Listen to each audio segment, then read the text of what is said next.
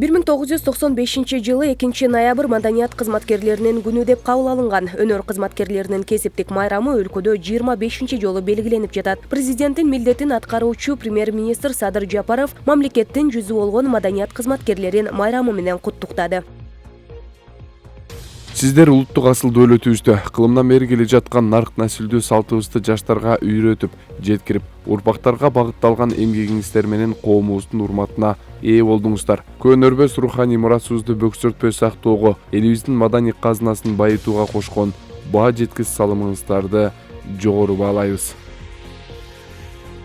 Президенттин милдетин аткаруучу жана премьер-министр Садыр Жапаров 2-4 октябрь күндөрү Баткен, Ош жана Жалал Абад облустарына иш сапар менен барат. Бул тууралуу өкмөттүн маалымат кызматынан кабарлашты. Жапаров иш сапардын алкагында облустардагы инфраструктуралык объектилердин курулушу менен таанышат. Садыр Жапаров аймактарга жумушчу сапарын баштады. Алгач Кочкор шаарында болду. Мындан тышкары 3 облустун жана Ош шаарынын эли менен жолугат.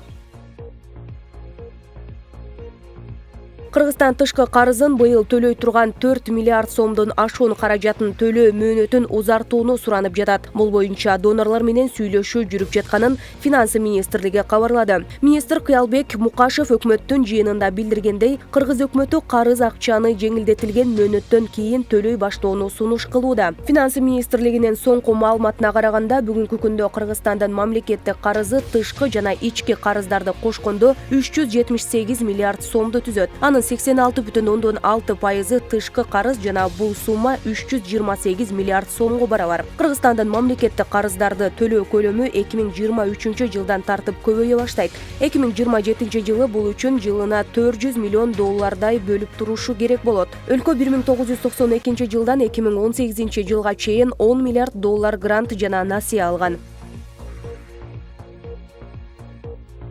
Кыргызстанда сутка ичинде коронавирус 436 адамдан табылып, 5 бейтап каза болду. Бул тууралуу республикалык штабтан билдиришти. Маалыматка ылайык, илдет жуктургандар Бишкек шаарында басымдуулук кылат. Ал эми акыркы бир күндө 332 адам сакайып чыкты. Аталган илдеттен жалпы 50.741 адам айыкса, 59.879 киши ооруга кабылган. Өлкө аймагындагы стационарларда 3441 бейтап, амбулатордук түрдө 3941 киши дарыланууда.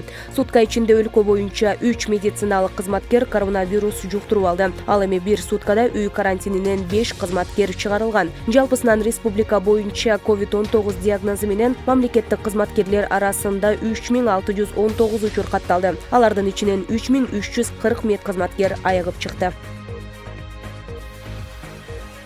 1 ноябрда Туркияда 70 жаштагы адам урандылардын астынан аман-эсен куткарылды. Куткаруучулар аман калгандарга жардам берүүнү улантууда. 1 ноябрда зилзала курмандыктары 51ге, жараат алгандар 900 кишиге жеткени кабарланды. 30 октябрда Эгей деңизинде күчү дээрлик 7 балга жеткен силкинүүдө Туркия менен Грекия зыян көрдү. Эки мамлекеттин өкмөттөрү түрдүү маселелерде көп жылдардан бери уланып келе жаткан дипломатиялык пикир келишпөөчүлүктөргө карабай бири-бирине көңүл айтышты. Табиат кырсыгында курман болгондордун 49-у Туркиянын Измир шаарында, 2 Грекиянын Самос аралында.